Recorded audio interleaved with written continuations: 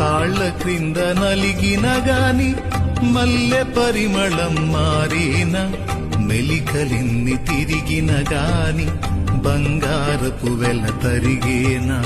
మనుషులెంత నవ్విన గాని మనసు గాయపరచిన గాని యేసు మనసులోని స్థానం ఎన్నడైనా మారేనా. ప్రభువు నిన్ను వీడేనా. అనుకున్నావా నిన్ను నీవు హీనునిగా, చేశాడయ్యా యేసు నిన్ను ఉన్నత పాత్రగా. అయ్యున్నావా ఆత్మ విషయమై దీనునిగా,